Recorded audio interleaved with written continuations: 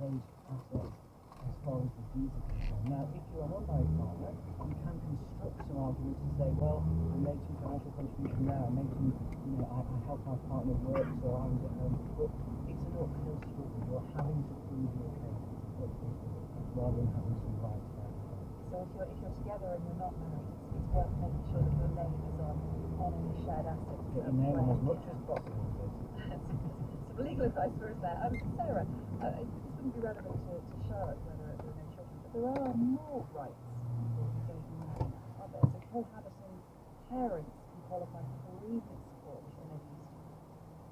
Yes, so that was the law that changed last year, and these are bereavement support payments that come to you if you're sort of living together, and specifically automatically from state pensioners who have particularly have children together, and you can get up to one-off payment of £3,500 or 18-month payments of £350. Prior to that date, it was very much just for married couples. So this is a really positive step forward, because often, as Charlotte was saying, we get up for years and years, and we can have built a family together and got all of these things, and yet because we're not married, previously we weren't entitled to payments. We're getting lots of emails. A lot of people don't want to talk on air, and I suppose maybe they're worried about their voices being recognised, making a breakup situation harder. We've had a question from Jenny by email, but her words have been spoken by one. What advice is there for a couple aged 30 while one is wealthy, owns a house outright and has investments, but the other has no property and only minimal savings? They earn very similar amounts, around £50,000 each, and split bills equally. They have been cohabiting for 2 years. How does the one increase the property they live in protect their assets? What advice is there to the one with only a small amount of savings? And what advice is there to the couple that is not married but maybe within the next year or so? Right, Gary, this is a really important issue, isn't it? A couple might live together in a house that only one of them actually owns. What's the legal position now, and how would it change if it didn't? Well, I've just been saying previously in Charlotte, if they aren't, then the legal position is the person who owns the house owns the house pretty much, unless the other party can say, well, I did actually contribute to something that just wasn't.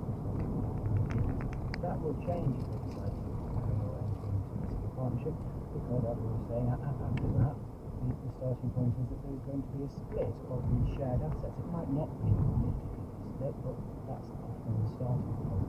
But not everyone wants to get married, and whether you want to get married or not, you can enter into a bespoke legal agreement. If you decide you want to get married, you can enter into a prenuptial agreement, and if you want to carry on as you are not getting married, you can have a living together deed, like a no-nup.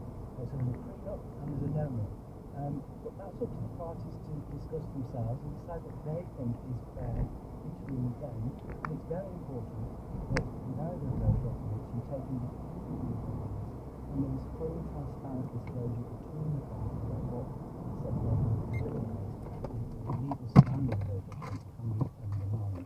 So, like a lot of things in life, have a conversation, decide now what you think is fair, and tease out those issues while you're getting on.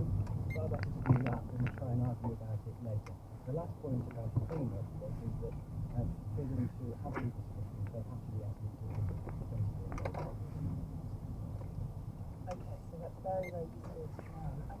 Sarah, in divorces, With financial abuse or for domestic abuse during a relationship knows it only gets worse when you split up. Now you do have the protection of the law, absolutely, if they are using your finances to control you, and as through things like maintenance and child maintenance, that still applies. But there are still an awful lot of people in this position, and it does raise quite a few difficult questions. Gary, on Roger, this is one of his clients for the last few years, both very amicable. But last year, her ex-husband, asked for more money, and the court in the end anyway said, a lot of people aren't aware of the money, and so to divorce yourself, you're leaving yourself open to impeachment. Is that right? And what can you actually do about it? Yeah, this is exactly what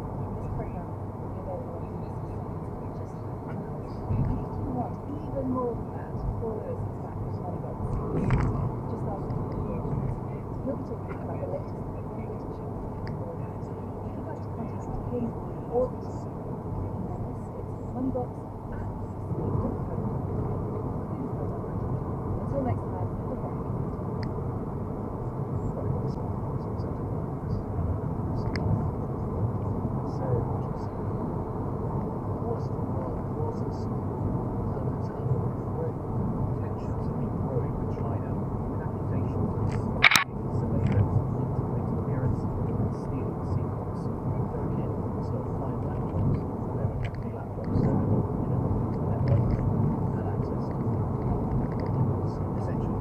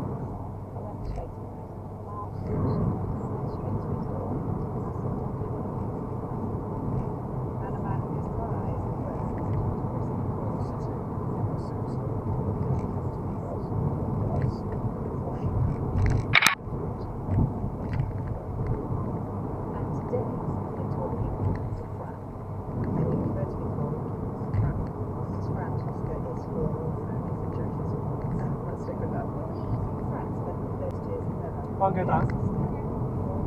哇，真㗎！ I was adopted at the age of 4 by my biological brother and raised in a perfectly lovely family in Russia.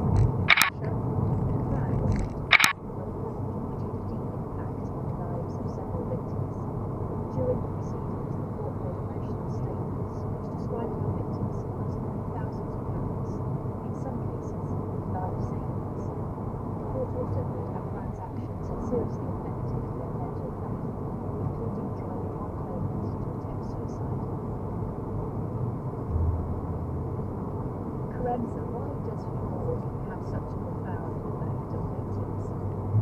I think it's probably because the world works on this implicit assumption that on the whole, everybody is telling the truth. So it comes as a shock to us, doesn't it, when we realise the world has people over our eyes pointing at the negatives and we didn't spot it.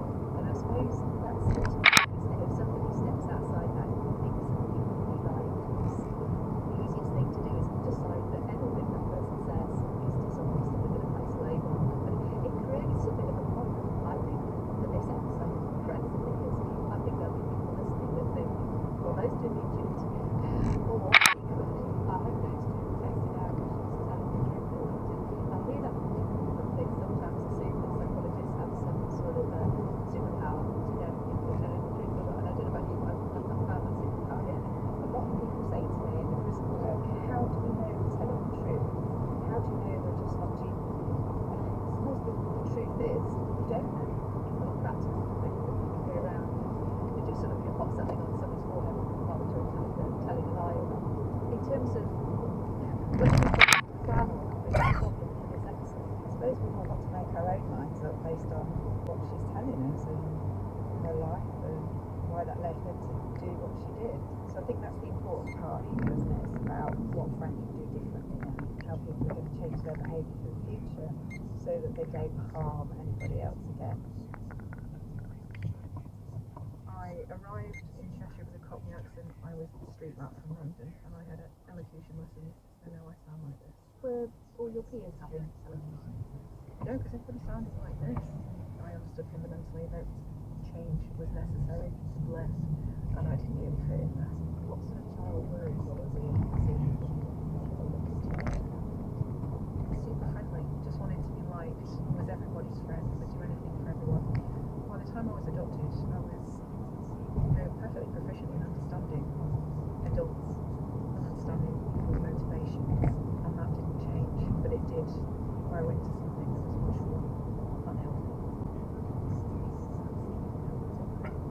Include people with a smile and that's something that was there sort of early on. Absolutely. Default setting, 50% trying to make yourself feel that way, and 50% wanting people to think you are feeling that way. It's perception and deception in equal measure. I was just thinking about learning to smile, and I was thinking probably how that kept you safe, you and your brother safe, because you're in a world where you had to ensure that people liked you quickly so that you were looked after, and then potentially that you were then adopted. And I suppose that's what's the dangerous quality within me.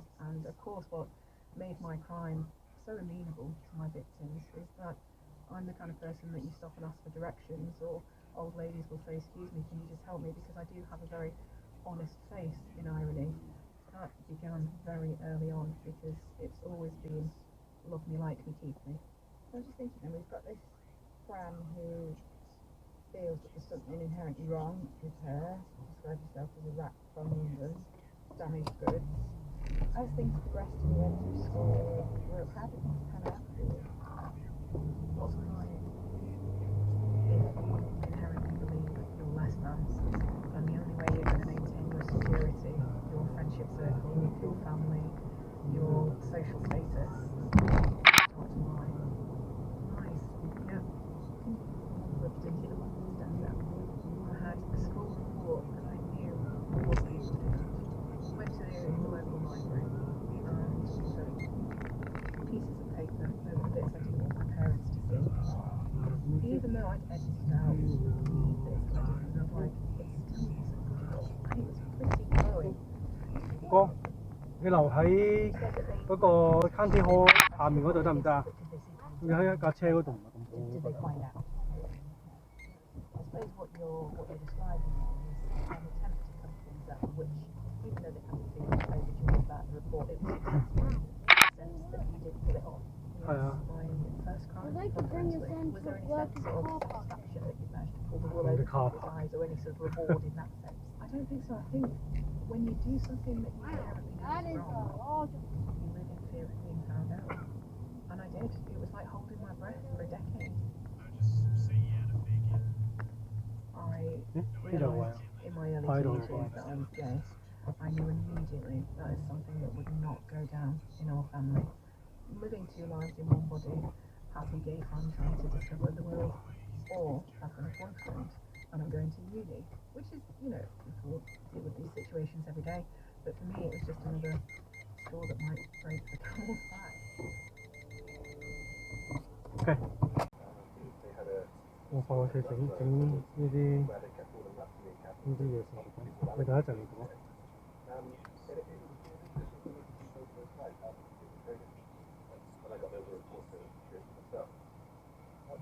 How did you reflect on that?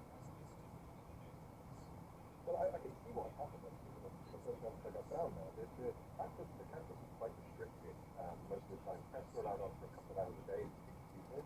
But outside of the campus, there's essentially a ring of counter-protesters and people that come to protest a protest.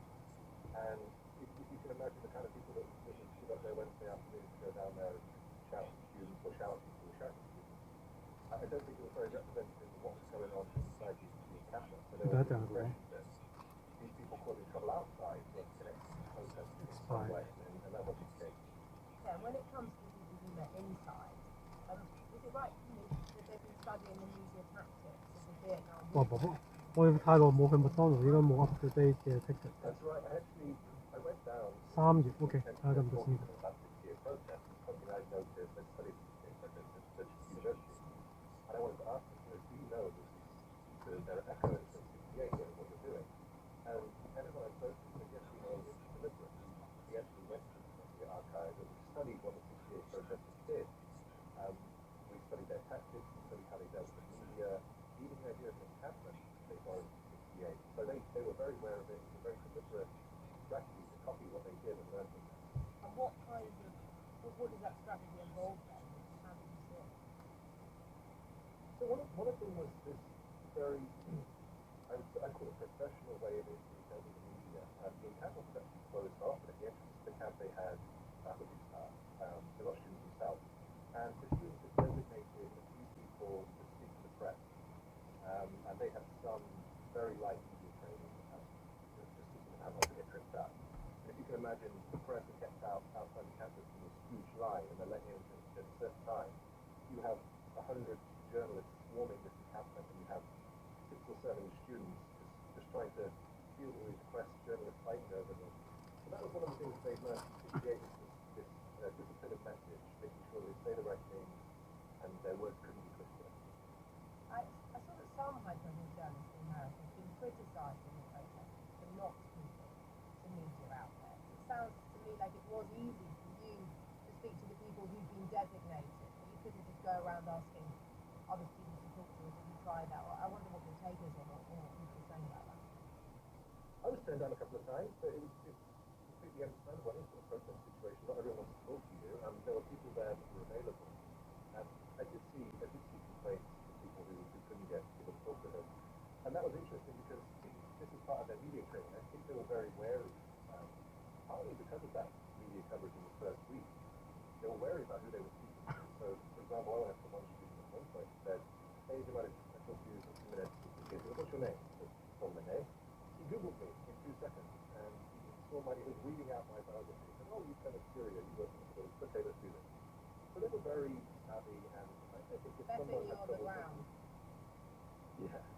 And I think if someone had trouble getting interviews with them, it was probably because the students didn't trust them. I suppose, yeah, it's that wider question, isn't it? I was interested by what the journalist said about criticising protesters for not speaking, and actually, I suppose if that says, should journalists expect that people do speak to them? Is it a right as a journalist to expect that people will give you an interview? Absolutely not. No, you have to build trust with people you want to build trust. that's one of the key lessons you learn in Germany. You can't just demand that people speak to you. And again, these students have been poorly in the first 4 or 5 days. You can understand why they were nervous about speaking to you. And you mentioned the legal training. What did you observe in terms of what that meant in terms of how they made what they said? I think it was just a sense that they were being very careful. They didn't want to get into these wide-ranging conversations that deviate from their key demand. They were very careful to point out what they were asking for, the reasons they were there. So I think it was essentially the discipline, message discipline. I think what politicians call it. So, yeah, it was a kind of wariness and a kind of willingness to stick to the message. And you mentioned that you were only able to get in for a couple of hours a day, or journalists were let in for a couple of hours a day. What did that involve? Queuing up for that moment that you were told was designated time? And did that mean, I mean, I know, for example, the students occupied one of the university buildings, Hamilton Hall, last Tuesday. Were you able to get access to campus that night, or was that outside the building for 2 hours? Yeah, so when the occupation happened, access to the campus was effectively closed down. So it was given to students. Only students who lived on campus who could have access. And yeah, the restrictions were kind of in place. It was managed by the university. They obviously just want to shut down. This is from the university, so they just want to shut down access to university completely. But it was very tightly managed. Yeah, we had to queue up outside while the protesters went to school, and no protesters both sides. We were shouting each other, yeah,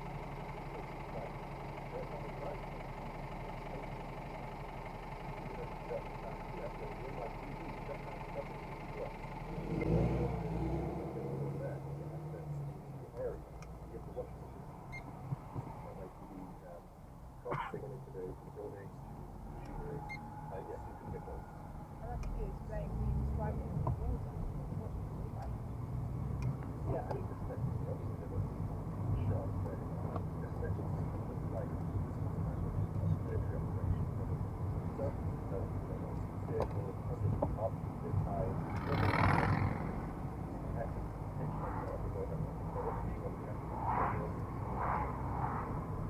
To describe yourself as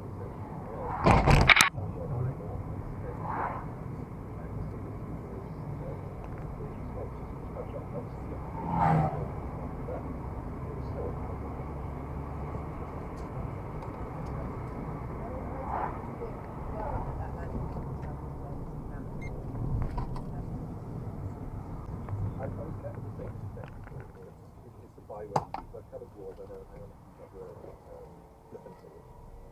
So it's definitely, it looked like it wasn't obviously a war zone, literally. And I think, did you come across student journalists who were also just trying to get access? Did you interact with student journalists at all while you were covering? They were everywhere that night. Yeah, they were at every barricade, in every side street. They had special markers on their back saying student journalists identify themselves. Deeply impressed by their commitment to get out there and get involved. I saw student protesters following the live stream of the radio station. That was their tool today when everything was happening. But yeah, they were everywhere that night. Well, let's just talk about student journalists because they've been commended by the Pulitzer Prize for covering protests and unrest in the face of great personal and academic risk. Julia Vargas Jones is a master's student at Columbia Journalism School and also a freelance reporter. Julia, welcome to the media show. I know that you were covering some of these events for CNN. Just tell us how that happened. Thank you for having me. Well, I had a connection with CNN before. I've worked with them for many years. And in the moment, I got a call from another classmate, Natasha Carnier. She called me around 3 a.m. said, you should be here. You should be here right now. So I live in Brooklyn. It took me about an hour to get down there. By the time I got there at 6 a.m., the gates were still open. And so to describe, the university closed access to everyone, even students. I have my student ID, but if I had arrived maybe 30 minutes later, I wouldn't have been allowed on campus. And it was only because of that community of students who just let me know what was going on that I got to campus. And honestly, I didn't even ask CNN if they really wanted me to go. I just said I'm here. You should take me live. And we started coverage from the activation. I think when I got there, we were about 6-7 hours in. And I did talk to people. You know, I was able to talk to people who are not media trained and said, look, I'm not media trained. I can't give an interview. I'm like, look, I'm a fellow student. I want to record for the entire world. You know, we're about to go live on CNN. I need to know a little bit of what's going on. Help me out here. Like, I want to understand how did the night go? Was it peaceful? Like, what happened after people went inside? And I think, obviously, being a student, I was able to build that trust with some of the protesters. And then, you know, I was outside there all day, kind of observing and having a sense of how they were operating, were bringing supplies in, how they were kind of preparing for the evening with like locking arms. As the NYPD started encircling the campus, more and more people started arriving and joining and chanting, in an attempt to kind of block access to the building. And Julie, I'm interested. So you call up CNN and you say, I'm here, I can go on air as soon as you like. But what are the practicalities of that? Because you've woken up at 3 a.m. in the morning, you've rushed down to where the story is. What are the practicalities of getting on air? I'm assuming you're using your phone, or am I wrong? Yes. So you kind of need two phones, and one of them has a streaming app of some sort. I think that we used was WebEx at first. I don't know if there's another 喂，爸 app 爸， called 我啱啱喺公司走，頭先我去公司度要做啲嘢，跟住因為太晏，所以我咧會同哥哥去買麥當勞食，跟住翻嚟，跟住一陣就再出去嘅，因為佢有呢個 Music Theatre。咁咧應該可能搭9先翻到嚟，即係同你講聲先。4:9。跟住冇耐又再出去。OK， 好啦，好，拜拜，拜拜。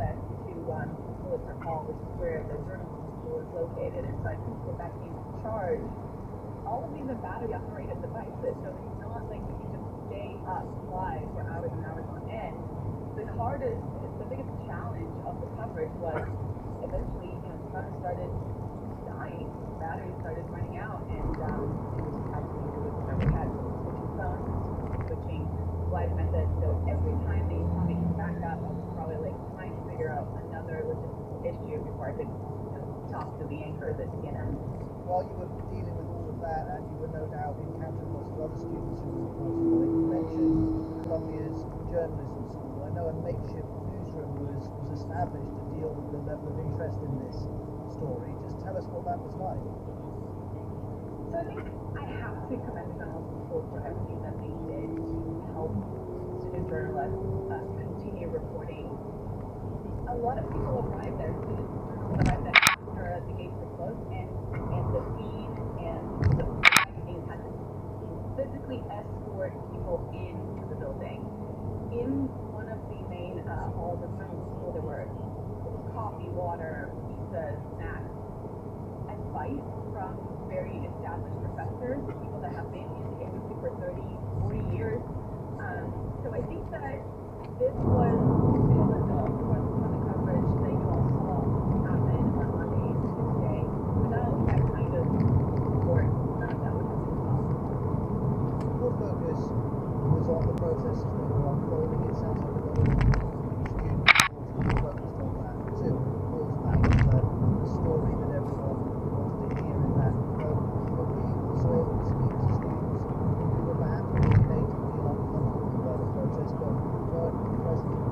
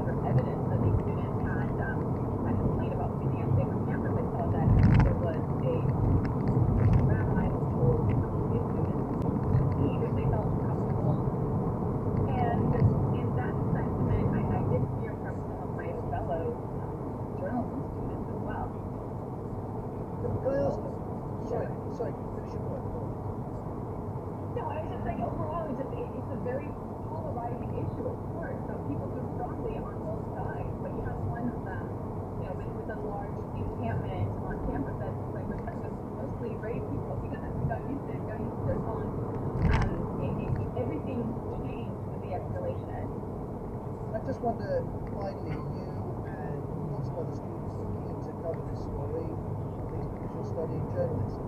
In your enthusiasm to cover it, and you've plenty of experience of reporting, but I assume some of the students at Columbia haven't necessarily covered a story of this nature before. Did the journalism school offer advice on how to safely go about covering the story?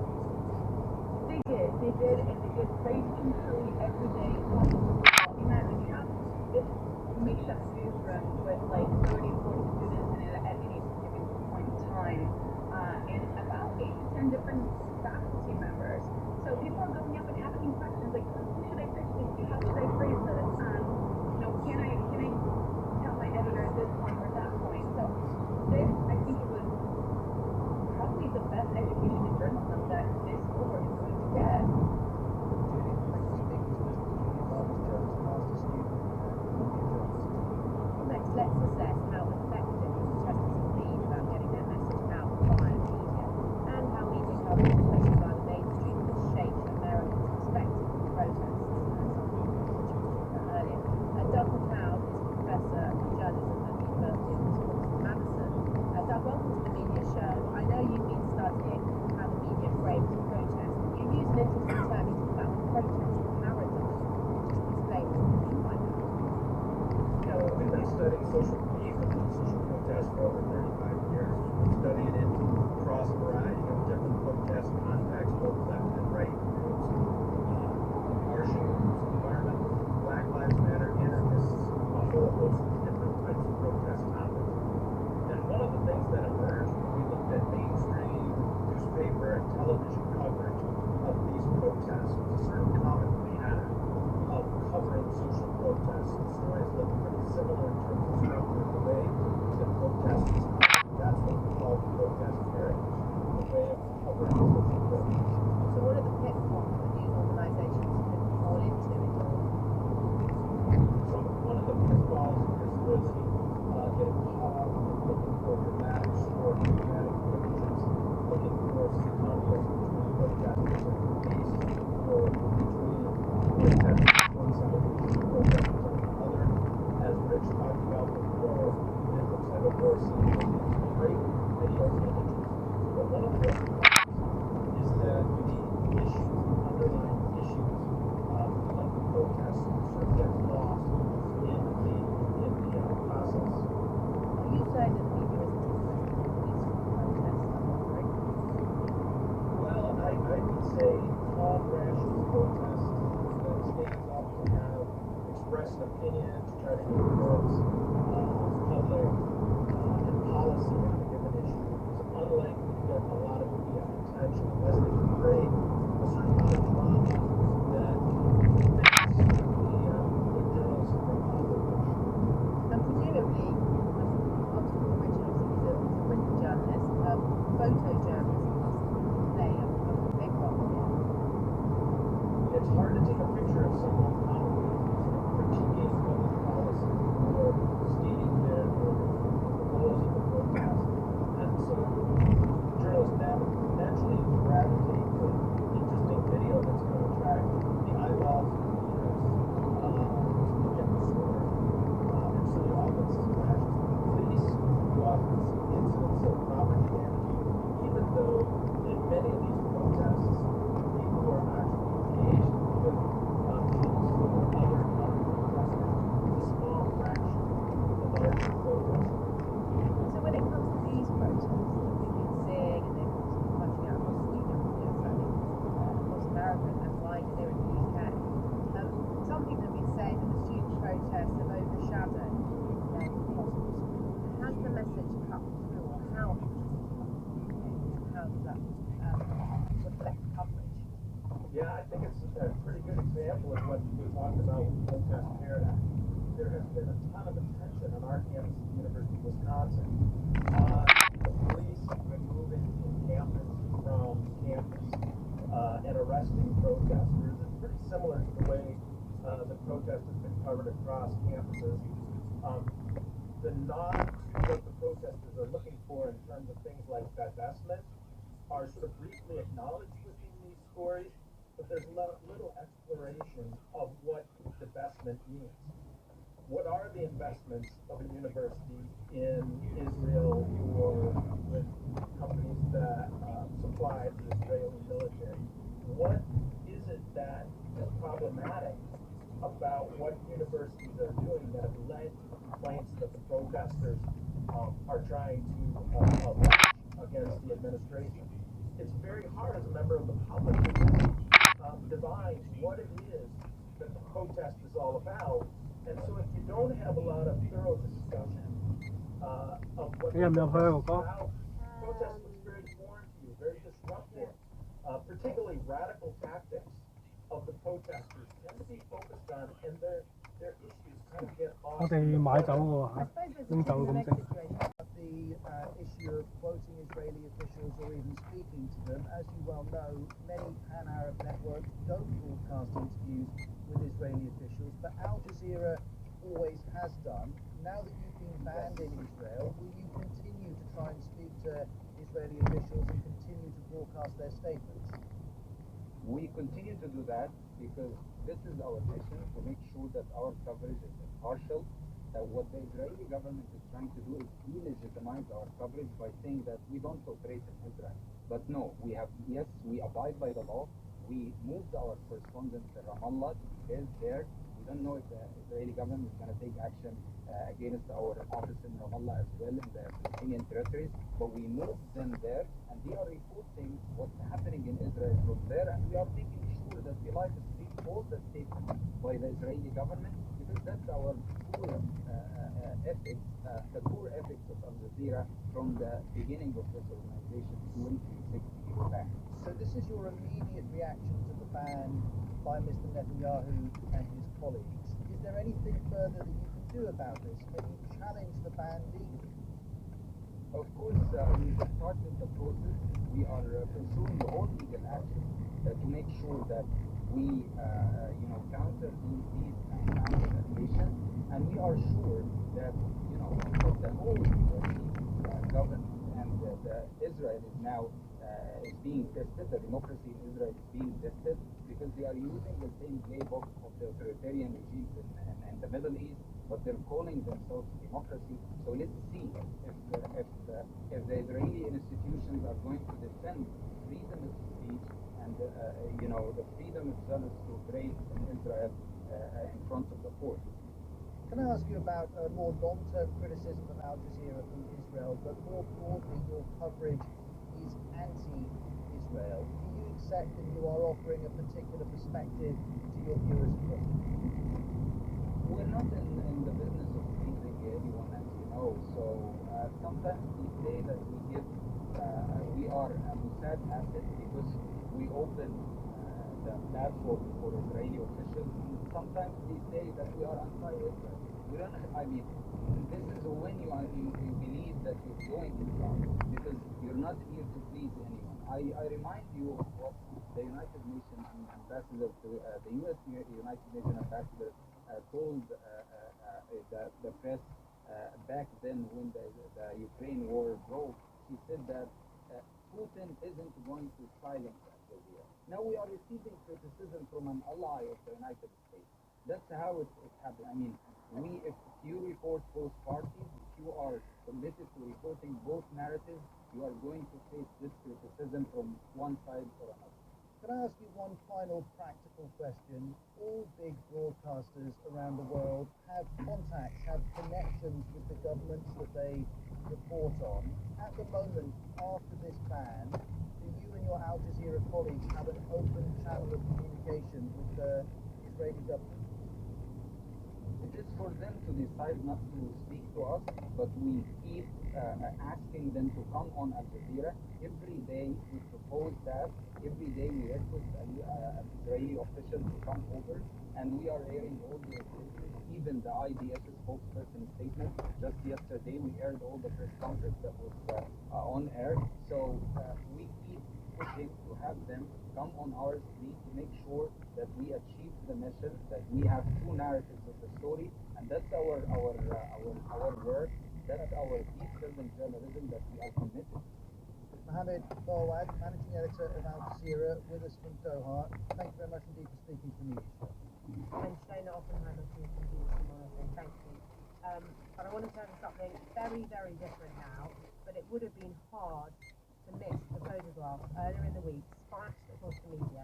The stars took to the red carpet in sometimes questionable and often entirely impractical outfits for the annual Met. When the record this year alone, it's a record numbers of small boats arrivals. So he's not stopping the boats and he's letting the country down. Well, meanwhile, under Labour, they are clear that they are, it is important to have defence and they want to make sure that they have good national security. She also criticised the government's record on housing. And it's absolutely vital that we build the things the country needs because under which we've seen house building simply collapse in this last year. And going forward, another mismanifesto promise to Conservatives not to do the housing payments but to be part of it. So I'm really pleased to be able to join the Labour Party. Labour has changed and it will be building the things our country needs. Natalie Elf, Labour MP. Well, speaking to the World at One, the Conservative Deputy Chairman, Andrew Richardson, was asked if she was sorry that her former colleagues had chosen to defect. I think it's more of a case of how sorry her constituents will feel. The people of Dover and Deal will be disappointed because they felt the impact of illegal immigration. They used to have an MP who sat with the Conservatives fighting to tackle the issue of illegal immigration head on. And now Dover and Deal has an MP that's sitting in a party that's worked to block our plans to tackle illegal immigration 139 times. Well, Michael Foucault, we're in Dover and Deal, or those parts of Dover and Deal, and were when the news broke. We're coming from Dover today. We're based at the Yacht Club here, just in front of the beach. While we're here, I ventured into the bar to catch some reaction to the ultimate defection from the members who were voted last year. Shall we say we don't like defectors of any sort? Exactly. From whichever side, from which army or defectors. They've got a confidence of their own commitment. If they don't do that, I think she may be edging her bets for the next election and going over to the majority. I think everybody's ready for a change. In my view, it's going to be a protest vote, definitely. How big a segment of the voting of the electorate that's going to be, I don't know. At the end of the day, nobody, and I don't just mean in the UK, but in the world, really trusting politicians now, and they're not trusting the media politicians now. I stopped it all. what about the UK? What about the Greens? I mean, these are parties that are not Tory, not Labour, no? It's not Scotland, not Scotland. You jump from say a Conservative vote to a Reform vote. I think, no, I am right inclined, but I'm not extreme right. I'm not extreme left. Can I just say, May, I actually am a great believer in the two-party way in which the House of Commons is run. I'm a Tory. I think the Tories should now go. You've been in opposition to come in to get the experience of government, so another two, and then they will go and opposition. Huh? When you vote Labour, you just That's ambulance.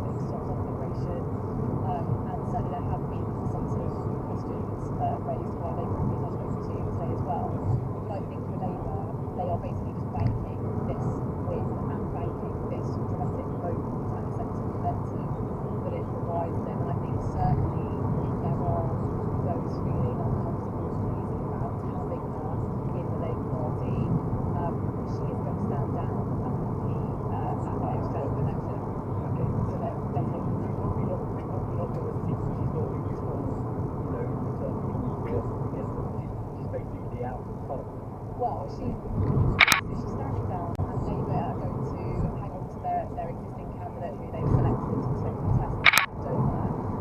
She said she's on a period. I think she's talked a lot about housing, additional supporters, and what her reasons for about Rishi Sunak. So yes, it was a question about whether she might have some support in the way the future Labour government on housing policy, which is something that she clearly feels strongly about. But no, it seems she's going to stick around as a now Labour MP until the next general election and then go. So I think for Labour, they'll just say, look, even those who think they might want to front their noses at some of the views that she's espoused in the past, but they'll take that for the next 6 months or so, or however long it is until the election. Well, another really important thing about this story today is that it's just another day and another story about the Tory party individuals. It's Rishi Sunak never quite managed to get the Tories to put the narrative. Yeah, I mean, he wasn't really even able to respond. It was quite an ambush just before Prime Minister's questions, and you sort of had the pen dropping for various Tory MPs who were suddenly thinking, what is one talking about the Labour MPs and then going through their minds who that was. And then Rishi Sunak not really being able to respond at all to Keir Starmer's, gloating really to have a new MP. It does. I mean, in some senses, this is a flash in the pan. Dan Paulson did it a couple of weeks ago. Yes, we're talking about now because they're picking up defection, but yes, we could potentially see a drip of defections, but they are moments, they are little sort of flickers, but it adds to the sense of narrative. I mean, Rishi Sunak's here, coming in after the local election results, where he's sort of trying to salvage some sort of narrative about how there is some hope for the Tory party. He's been actually briefing his MPs, there's been a briefing in Danbury of Tory MPs this afternoon, where they were kind of presented with a possible path to victory, basically all to pay for all is not lost, is what I'm hearing they were told, very optimistically. But yes, Rishi Sunak is basically fighting against this tide and doesn't really have much to offer. And I think it adds the sense of gloom. What are you out fighting on this particular case of Nancy Elphick and her particularities. It's definitely a sense of kind of doom and a sense of decline if they can't persuade their own MPs to stay. Layla, thank you for that. Let's talk to a Conservative MP, a former minister, former immigration minister, Robert Denley. Robert, thanks so much for joining us. We're actually in Dover. You came here with Natalie Elphick, I think, a couple of years ago. You were exploring the town with her, hearing about school voter rights and the like. She doesn't think your party's dealing with this problem, nor do you. Well, good evening, Kevin. I think it's an idiotic decision by Natalie Elphick. She's joined a party which stands for all the things that she despises. And I can't count the number of times I've discussed with her in the past how concerned and fearful she would be of Labour government and their open borders policy. So I find it a very strange decision on her part. Maybe she doesn't think it is an open border policy, well, but they've got their 5-point plan, haven't they? And you can pick over the 5 points. But they do have a policy. But you don't think your party's policy is working either. So it's very hard for you to come on here and say it's an idiotic decision if you don't believe your party has a solution to small votes either. Well, my dispute with the government is that I don't think their policy is robust enough. And in that, I generally agreed with Natalie Elphick, who said the same things to me when we were discussing, for example, the Rwanda legislation at the turn of the year. So I don't think that her new party will serve her well because her constituents in Dover deal well because they want to see a very strong and robust policy on illegal migration because they're on the front line of that. As you said, last year I went to visit Dover and met members of the public who really are experiencing very difficult and challenging situations, such as illegal migrants turning up in people's homes, at gardens, and they certainly want to see a policy like Rwanda implemented as quickly as possible and in the strongest possible terms. All right. Now look, you in fact have a pamphlet been published today by the Centre for Policy Studies. It's about legal migration. And you've got your own plan. Is it 30 points you've got to get legal migration down? You also want to see the ECHR, and you want the Rwanda policy hardened up on the illegal. Can I just take it that on the immigration journey, illegal, do you believe this government has manifestly let the country down? Well, today we're publishing a report on legal migration, and I believe, and my fellow report also, 做咩喎？ that it's not just this government, but governments of all stripes over the last 30 years have made promises on legal migration which they haven't kept. And it's time Your that we government is the exit one. that and make changes. Your government's the one that saw it go up to 750,000, which is off the scale compared to previous. So this, you could say, well, everybody's to blame a little bit, but actually, you really were talking about this government post-Brexit letting net migration double. Yes, I think we, the government, those in charge at the time, and betrayed the promise of Brexit, which was to create a new immigration system which made use of the levers that are now at our disposal as a result of ending free movement, to not just control migration, but to reduce it, to bring it down very substantially. And some poor decisions were made after we left the European Union. We have corrected some of those. The conversations I had with the Prime Minister at the end of last year led to a significant package which will reduce the number of people coming into the country legally by around 300,000. And you're already starting to see the fruits of that in the figures that are being published by the Home Office. But to me, That 300,000, is that 450,000 goes down to? That's now the benchmark. What is were we to leave it SCP? at this point, yes, I think it would be in the region of 300,000 to 400,000. Huh? That is far too high. Evan. What The is that historic for? that we knew in the What is 25 the years secure prior to contain 1997 hotel? were in the 10s. It was around 68. make What I want to see you is want to find out the return to 10,000 and making use of 哥哥點解你唔整 SCP 嘅 video 嘅？ European Union to actually ensure we succeed I in need delivering to that and read- begin you to want me to restore go the hours trust and hours and confidence hours of the of British SCP public, which is research undoubtedly just being for a shaken measly by the very 10 large minute long number of video. people, very high number of people coming Well, into it's the up to country you. in recent years. Can I take one example where I think you must believe the government has let the country down on this issue, which is care workers, where essentially, now for several years we've had Tory ministers lecturing the private sector not to rely on cheap foreign labour, naturally the post-Brexit narrative, and yet the only employer in the country who is bringing tens of thousands of foreign labour is the government itself, that issued its own exception to the rules on how much you pay care workers, completely different to the pay rules on any other profession, entirely in order to save the government money.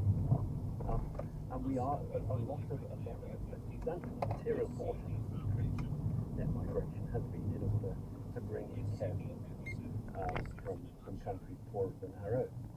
Now your proposal in your recommendations to raise care workers' wages, we want a small rise in care workers, but I would put it to you that your rise of 20-40p is not going to give you a job. You need to rise by £1 or more per hour if you want to generate domestic care workers.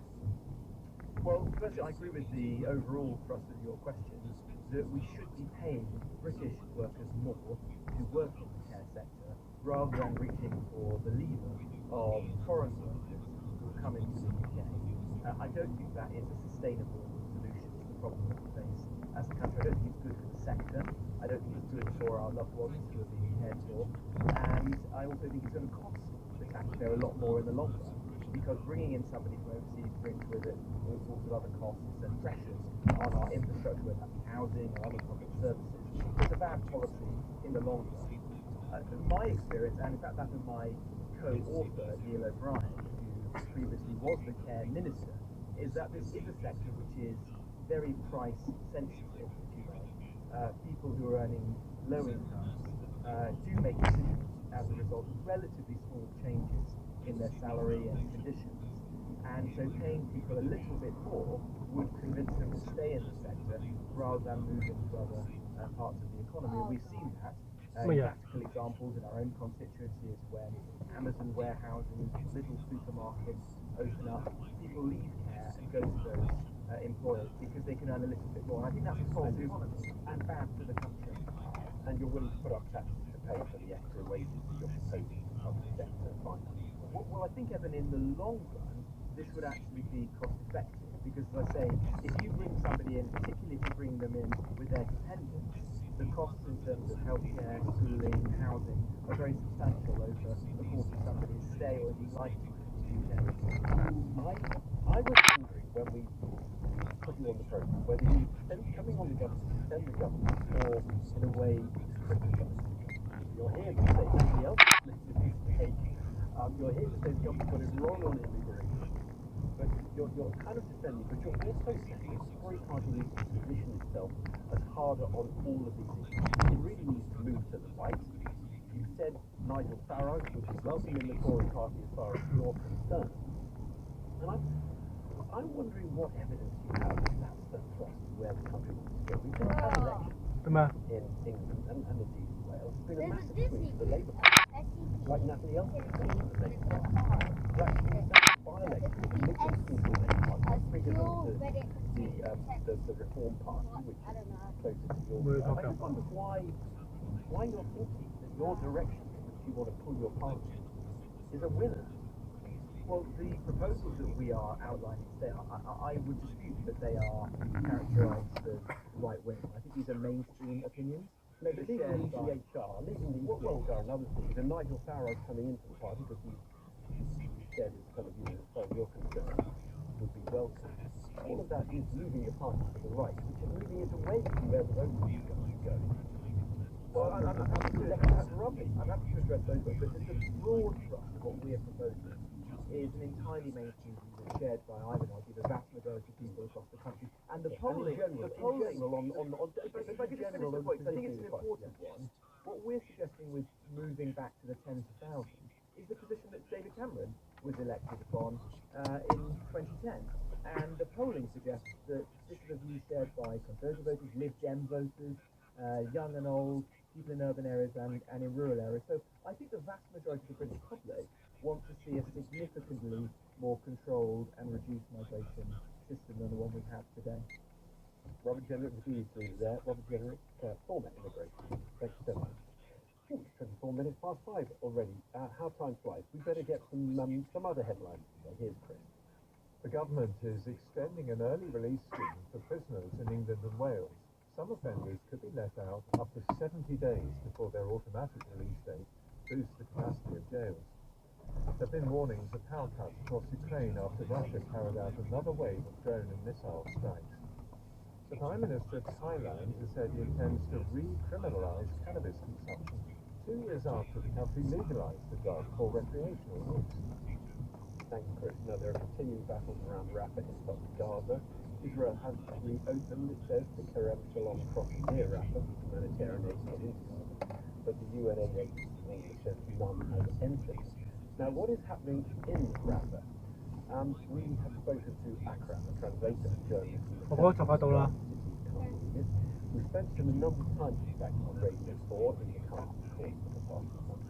When I caught up with him earlier, fighting in Khan Yunis broke out. He fled south to Rafah. I'm in Rafah. Situation is extremely dire. Thousands of people are leaving. Tens of thousands more are trying to find themselves somewhere to stay and are struggling to secure their very basic needs after the Rafah border was closed. The prices are sky high. They have already been extremely high, but now with the closure of the border, Kerem Shalom and Rafah crossing, the prices are even going much higher than a person can imagine. The bombardment is non-stop. 1/3 of the Rafah city have already moved outside of Rafah. Tens of thousands of internally displaced people who came from Gaza North, from central Gaza and Khan Yunis are already returning to those places, at least to Khan Yunis and central Gaza because North Gaza is closed now, and hoping they would stay somewhere safe or relatively safe. Akram, what is the state of the Israeli military operation? We heard there was an operation. They said it was a limited operation. I'm just trying to understand whether that is ongoing. What is actually happening as we speak? The widespread displacement and also the widespread military practice on the ground. Not only controlling Rafah border and Kerem Shalom because they are relatively close to the Israeli side of the border, but rather targeting the area of East Rafah. East Rafah means around 15 square kilometers. The urban area of Rafah is is around 26 square kilometers, which is indicative also of how limited that operation is. The operation is not limited, and the targeting is not limited. It is in the east and the west and the south and the north, with a specific focus in the area that is around Rafah border. Going to get out. You're not from Rafah, you're going to try and leave Rafah now to be century. In the meantime, I'm staying in Rafah, but I think I'm going to be returning to Khan Yunis sometime soon. Many people are, even my family, my mother and my brothers are leaving Rafah to Khan Yunis. People are coming back to their home. I visited my home, by the way. It is partially damaged, but it can be repaired in a way that would allow me to stay, or even some of my friends who were in Rafah and who are residents of Rafah and are now willing to leave Rafah somewhere to stay. We can use the partially damaged homes and we can stay in Khan Yunis for this meantime. Right. And is it safe in Khan Yunis at this point? There aren't bombs in Khan Yunis. Nowhere safe in Gaza. There is no safe haven. Khan Yunis witnessed a heavy bombardment yesterday. All the Gaza Strip, different places in the Gaza Strip, the Gaza North, Gaza City, Gaza Central area, Khan Yunis and Rafah witnessed some certain degree of heavy bombardment throughout the last 24 hours or 48 hours. So no safe haven in any place in Gaza, but there are some places that are safer than others. Relative safety. People are leaving. You'll probably leave before too long. There are going to be people who can't leave Rafah. They're not mobile. They're maybe not well, or they're too old to walk and don't have transport. And I'm wondering what will happen to those people. Let me tell you a very short but very expressive story. A friend of mine, who's my age, a childhood friend, I told all the people that I know the story. His mother was bedridden, and he found it extremely challenging to live with his mother. His wife and children lived, and then in 3 months we found out that his home was targeted. He and his mother were killed, and he was hugging his mother at the time the house was bombarded. The bottom line, there is no safe haven in Gaza. The bombardment that is taking place mostly is indiscriminate, and people are dying, and the ones who are bearing the brunt of this are the civilians who are losing their homes, or losing their fields, or losing their limbs sometimes, or losing their lives. This is one extremely shocking fact about the ongoing hostilities in Gaza. Have you got food and drinking water? Yes, I have some, but I think that would suffice for some very short time. The situation of the food supplies is extremely dire. Now we have this issue of the control of the border, Kerem Shalom and Rafah crossing. So the situation is extremely dire and very lacking. We have very limited food, but I don't think that will suffice many more coming days. Akram, in Rafah, maybe not for very long yet. Now, PM's in Dover today. The sun has come out. It was a bit grey earlier. This town, as we have heard, is very much on the front line of the small boat issue. Now, usually when we cover small boat arrivals on PM, we speak to the BBC reporter Simon Jones, who covers the beat around Dover, and he's very much across the story of migrant arrivals, as much as anyone in the country. While here, I wanted to catch up with Simon, so we met at the Western Heights overlooking the town. We get a sense from up here on the White Cliff of everything that's going on. Discombobulating defections of some in Labour too. The former party leader, Lord Kinnock, told the Week in Westminster on Radio 4 that while he was glad Natalie Elphicke had left the Conservative Party, Labour had to be choosy about who it lets in. It's a very broad church, but churches have walls, he said. But after the Conservative Party's hammering in last week's elections, this latest defection could chip away at crumbling morale. With his assessment of what Natalie Elphicke's defection means for both parties, here's our political editor, Chris Mason. You'd be forgiven for thinking MPs swapping parties happened all the time. In fact, when a chap called Christian Wakeford gave up on the Conservatives and joined Labour a couple of years ago, it was the first time an MP had swapped the governing party to the main opposition in 27 years. Now it's happened twice in less than a fortnight. A week last Sunday it was Dr. Gavin Hunter crossing the floor. Today it's Natalie Elphicke. Defection's always mesmerised deeply tribal Westminster, but this is one that offers near equal opportunities bewilderment beyond Keir Starmer's smiles. Legions of Conservative MPs have delightedly claimed that they are to the left of this latest Labour MP.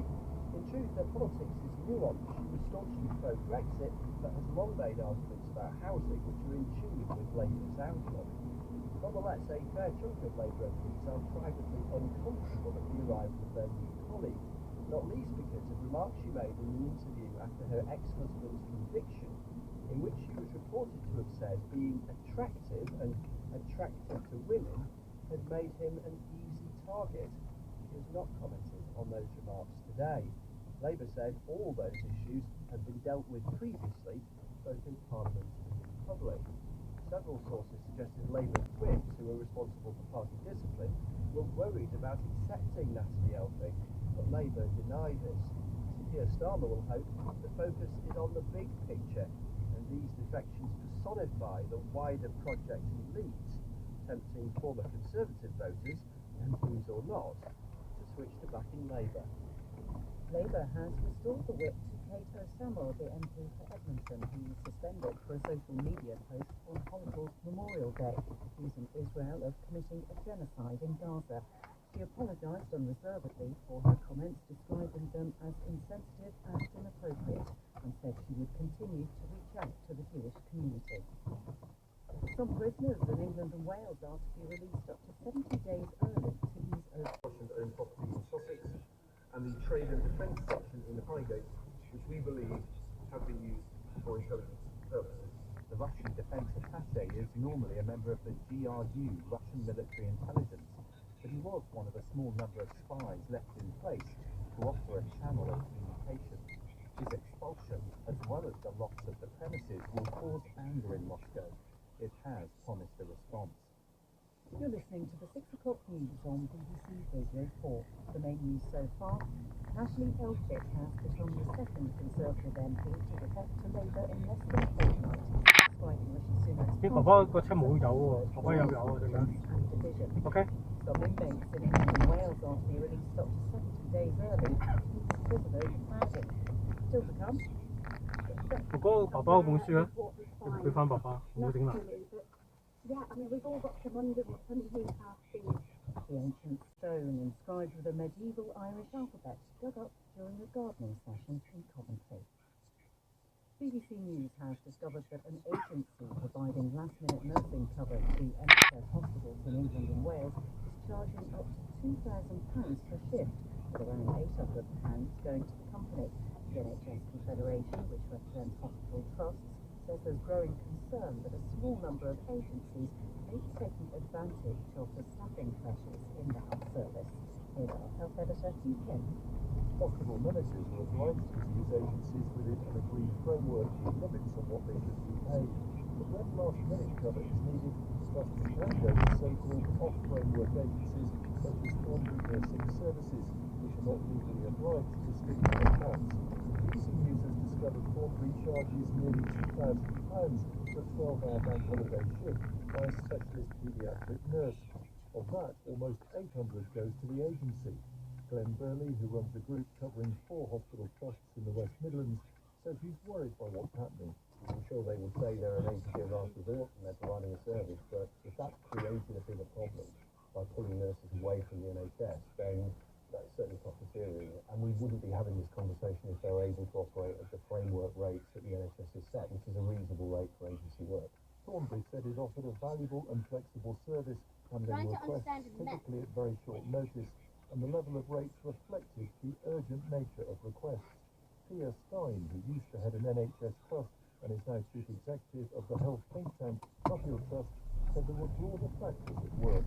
The amount that some agencies are charging for some staff on particular shifts does seem extraordinary. there needs to be a real recognition about how we employ and how we support and how we treat staff within the NHS, because I think that's at the root of the agency spending. The Department of Health covering England said NHS staff were prioritised when shifts needed filling. The Chancellor Jeremy Hunt has said he wants to end costly off-framework agency staffing from July this year, but pledges to reduce the use of agencies in the past have not always been as successful as hoped, and this latest one may be hard to deliver. Social media companies operating in the UK have been warned that they might have to change the algorithms that guide their platforms in order to protect children from harmful content. The regulator, Ofcom, has issued draft guidelines for online safety and says sites which fail to comply could be named and shamed or even banned for under 18s. The group of bereaved parents has suggested the new rules are insufficient and stronger action is needed. Angus Crawford reports. The new children's code, still in draft form, may require tech companies to alter the algorithms that power their platforms. Research suggests that too often young people are recommended harmful content on social media. Silicon Valley is being warned that to comply with the Online Safety Act, which came into force last year, age checks for young users will need to be more stringent and content moderation more comprehensive. Ofcom's chief executive, Dame Melanie Dawes, says it's time for big tech to be held accountable. At the moment, the commercial incentive is everything in how these companies are run, and that's why we need regulation, that's why we need the laws, and that's why we need a regulator like Ofcom to enforce them. So the first thing to say is that we are here to make sure that we understand what's going on and that we address it and that we hold companies to account for fixing it. But a group of families representing 11 children who died after negative experiences online say the plans lack ambition. They've also written to Rishi Sunak and Sir Keir Starmer, demanding that whichever of them wins the upcoming election must give Silicon Valley an ultimatum to make the platform safe or leave the UK. Sophie Parkinson was 13 when she took her own life after being exposed to dangerous content. Mother Ruth Moss has a simple message for the authorities. Please do what we say you're going to do and do it robustly and give us that assurance that you're taking this really seriously. Don't just stick this piece of legislation on a shelf. Make sure that it's continuously reviewed to actually match the landscape and the challenges and the new emerging threats ahead. The trade body Tech UK says it welcomes discussion of the new rules and insists some companies have already started to put in additional child safety measures. After consultation, then approval by the Secretary of State and Parliament, the new codes should come into force in the middle of next year. The saying goes, a week is a long time in politics. So it's been for the former England cricketer Monty Panazar. Though Sunak has declared his passion for politics and intention to stand as an MP for George Galloway's Workers' Party, then he changed his mind, announcing he was withdrawing and needed more time to find his political feet. Our political correspondent Damien Grammaticus has the story. Cricket is Monty Panazar. Crowing at his achievement, George Galloway unveiled Monty Panazar at the head of a roster of prospective MPs outside Parliament just last week. Former England spin bowler, but political novice, explained why he was trying his hand at something new. When I played cricket for England, I know I got so much support from the public, and now it's my time to give back to the working class, make sure that the gap between the rich and poor gets closer. Once a lower order batsman who had to face hostile bowling, in the past week he struggled when peppered with questions on party policy. On Times Radio, Monty Panazar appeared to think a Workers' Party pledge to withdraw from NATO was about immigration. Well, I think the reason the reason our party is saying it, right, is because we don't really have control on our borders, right? We have illegal migration, and then what ends up happening is some of these illegal migrants will go into the more poorer, deprived areas, and then the resources get drained in them areas. Mr. Panazar said he'd withdrawn as a candidate as he needed more time to find a political home that would align with his values. It's a sign that fielding untested candidates is a risk for George Galloway, who's promising his party will nominate people in 500 constituencies. Plans to expand the size of the Welsh Parliament Senate are set to vote increasing the number of members from 60 to 96. Labour and private companies say the changes are necessary to improve the scrutiny of laws. The Conservatives opposed the move. Here's our Wales correspondent, Paul Cricket. It's 25 years almost to the day since the first 6 members were elected to form the National Assembly of Wales. Since then, its powers have grown, its name has changed, but the number of politicians in the chamber stayed the same. Plan to add an extra 36 members comes with a cost of around £18 million a year, plus an initial £8 million needed to ensure everyone fits in the building. Welsh Conservatives argue the money would be better spent on the NHS and education. They also oppose the new closed list system of electing members, where from 2026 voters would back parties rather than individual candidates. Welsh Labour government insists the changes will aid democracy and ensure the Senate is fit for purpose for the next 25 years. The woman who caused a cyclist riding on the pavement to fall into the path of an oncoming car has had her conviction for manslaughter overturned. Judges at the Court of Appeal said Oriel Gray's actions had contributed to Senior Ward's death, but concluded she had not committed an offence. Ben Walden has more details. Oriel Gray swore and waved her arm as she told cyclist Senior Ward to get off the pavement in Huntingdon in Cambridgeshire in 2020. Miss Gray, who has cerebral palsy and partial blindness, was found guilty of manslaughter and jailed for 3 years in March last year. Today, 3 Court of Appeal judges said they had no hesitation in concluding her conviction as homicide. Miss Gray's lawyer told the court that hostile gesticulation was not a crime. It was, thousands of football fans will be apprehended every weekend. In a statement following the ruling, Miss Gray's lawyer added that if a cycle path had been in place, the incident would never have happened. Miss Gray's family said they were relieved her prison ordeal was over, but said their thoughts were with the family of the cyclist who died. In the city, the 100 share index ended the day up 40 points at a high of 8,354. On Wall Street, Chicago, the Dow Jones was up 72 points at 38,956. On the currency markets, the pound is trading at $1.25. Against the euro, sterling is at €1.16.3.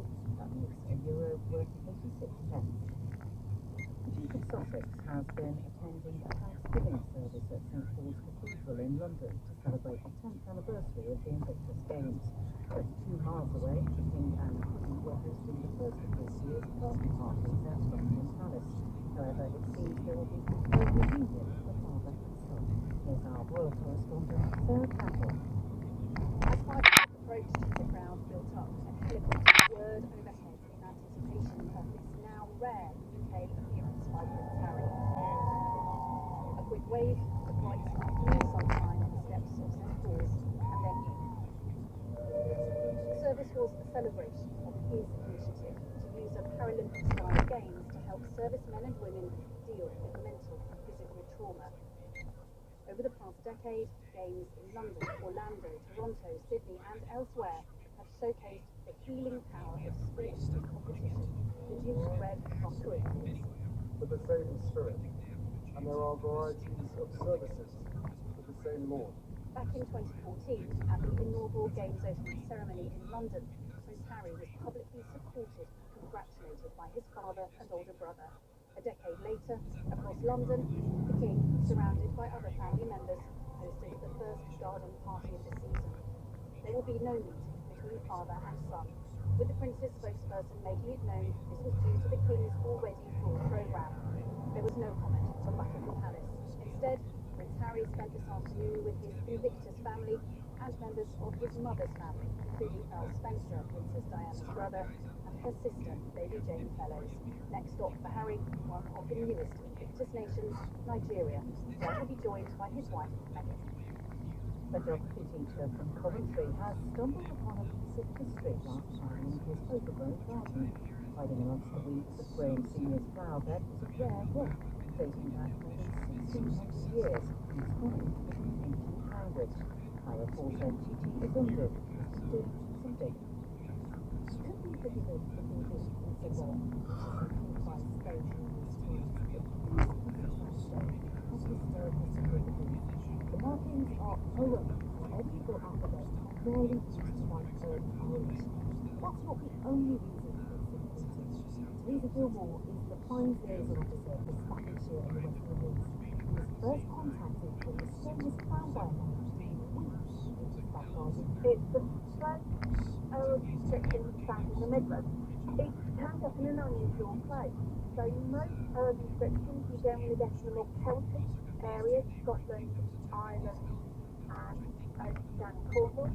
You don't generally get them in the Midlands. The suspicion is that Irish tradesmen moving through Coventry used the Owen stone to make contact with each other. The first half of the inscription has been deciphered as a name.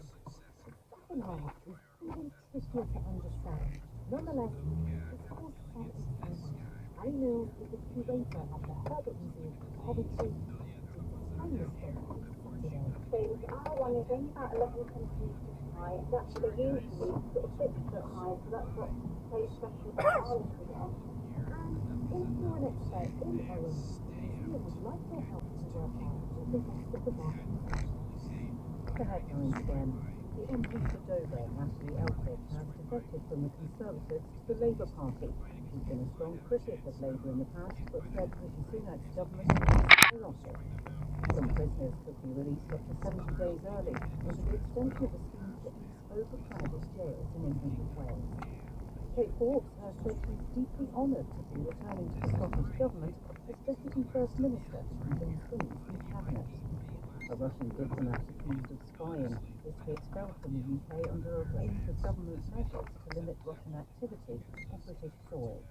While we've been on air, a Spanish judge has ruled that the former head of the country's football federation, Luis Rubiales, will stand trial for his unsolicited kiss on the player Jenny Hermoso.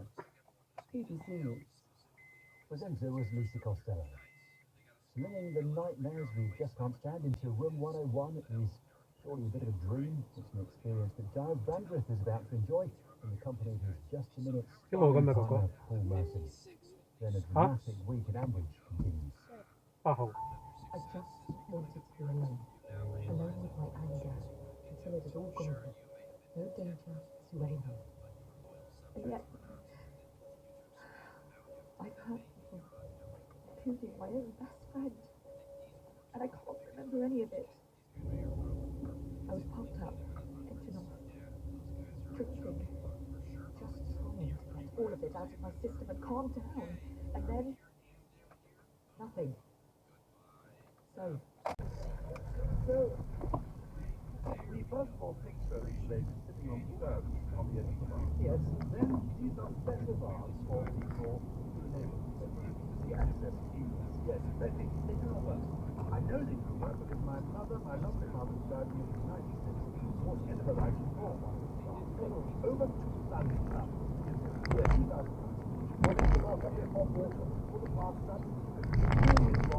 Then she opened the door to get up.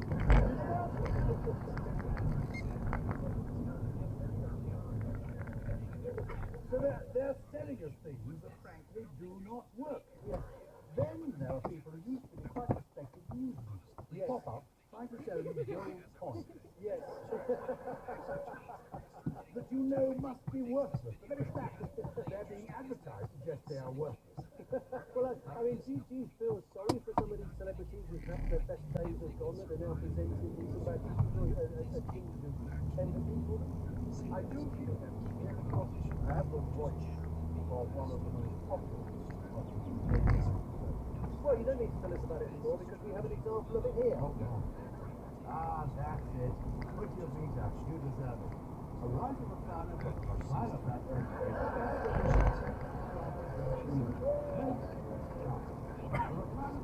Sell direct. That means all that in the kitchen. Now, buy one, get one, half price. No struggling to get in and out of your chair. Get that luxury for less.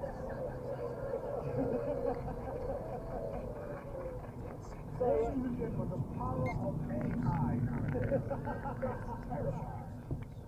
You bastard. Now, I mean, the very thing you talk about, chairs to help you sort of sit down and get up. Yeah, but I do it often. Yes, I do it often. And I have to say, I have just recorded a new one. I had doubts about it. Yes, but they said your voice. That is what well, is it the test.